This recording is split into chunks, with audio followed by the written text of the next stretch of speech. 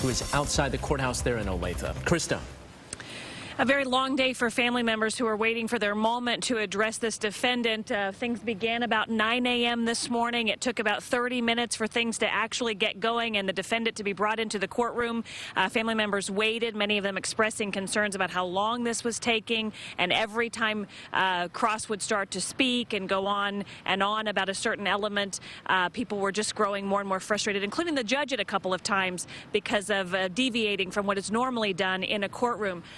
Right now we are here outside where victims have been addressing the defendant. Victims' family members have been addressing the defendant all this afternoon since about 2, a little between 2 and 2:30 that began.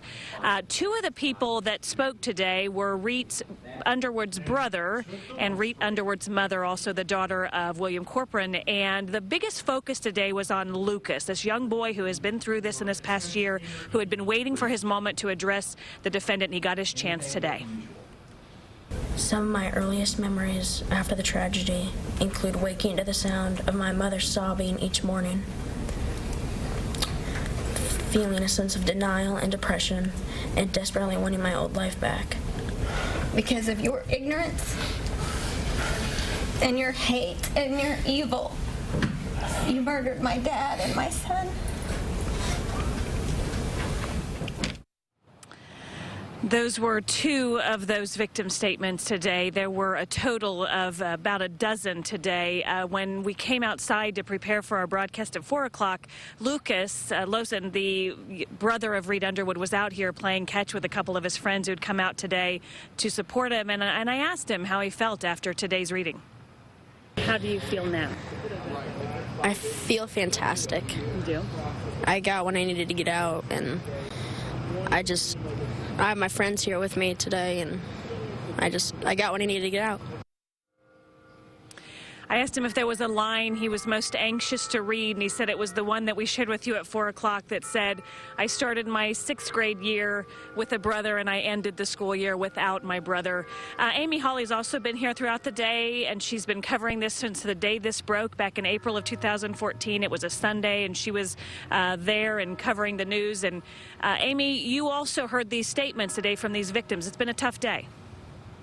It has been a very tough day. In fact, even for a journalist, it's hard to hold back tears. Very emotional day in this Johnson County courtroom. The families that Frazier Glenn Cross terrorized that day, April 2014, got a chance to tell them exactly how they felt that day, the devastation that he imposed on their lives. One of those people telling him today that he actually forgives Frazier Glenn Cross. Another person saying that he hopes that he finds the love and peace that only Jesus Christ can give.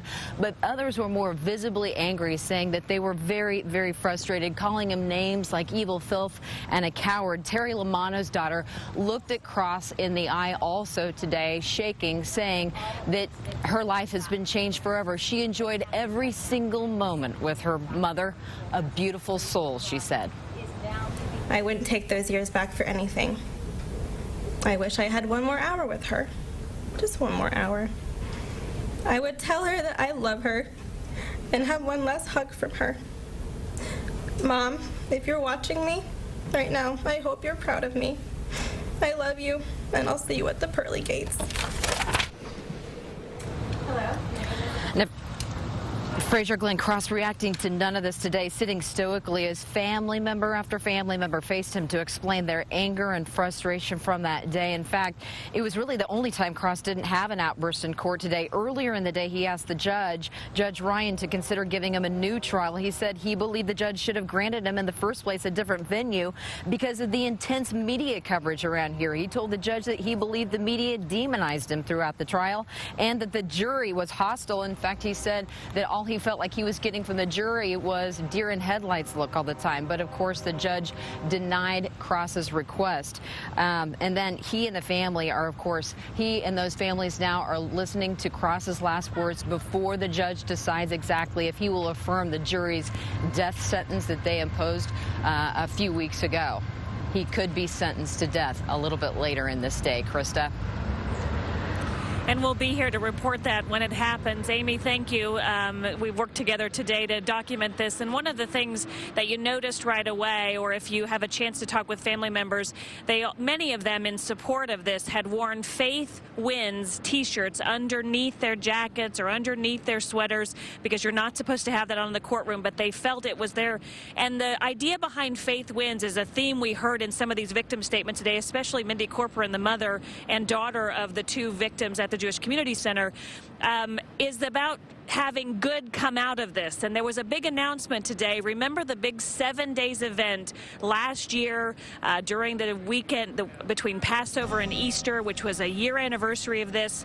They put together the 7 days of goodness and kindness and inclusion of all different faiths.